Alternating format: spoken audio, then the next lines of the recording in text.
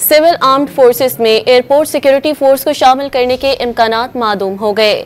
इसी हवाले से मजीद तफसीलात जानेंगे। डॉन न्यूज़ के नुमाइंदे ताहिर शेरानी हमारे साथ लाइन पर मौजूद हैं। जी ताहिर, बताइएगा क्या तफसीलात हैं आपके पास? जी देखें, सेनेटर पलवशा खान ने सेनेट की कायमा कमेटी बराए दाखिला में इंसदाद दहशतगर्दी का बिल पेश किया था। बिल में मुतालबा किया गया था कि सिविल आर्म्ड फोर्सेस में एयरपोर्ट सिक्योरिटी फोर्स भी शामिल किया जाए। पलवशा खान ने कहा था कि बिल से में कानून नाफिज करने वाले इदारों को मुआवजा नहीं किया जा रहा और चीनी वफ्द पर एयरपोर्ट की हदूद में हमला हुआ। तो ये इस हवाले से पेशरफ्त ये सामने आई है कि वफाकी वजारत दाखिला ने सिविल आर्म्ड फोर्सेज में एयरपोर्ट सिक्योरिटी फोर्स को शामिल करने से मुतालिक सेनेटर पलवशा खान के बिल की मुखालफत का फैसला किया है।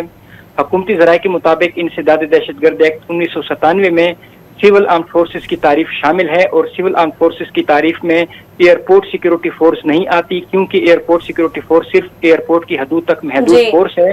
हुकूमती ज़राए का कहना है कि सिविल आर्म्ड फोर्सेस अंदरूनी सिक्योरिटी बरकरार रखने की जिम्मेदार है और इसके साथ जो दीगर कई ऐसे अमूर हैं जो एयरपोर्ट सिक्योरिटी फोर्स नहीं निभाती, इसलिए उन्हें सिविल आर्म्ड फोर्सेस में शामिल नहीं किया जा सकता। जी, तफसीलात से आप आगाह कर रहे थे ताहिर, शुक्रिया।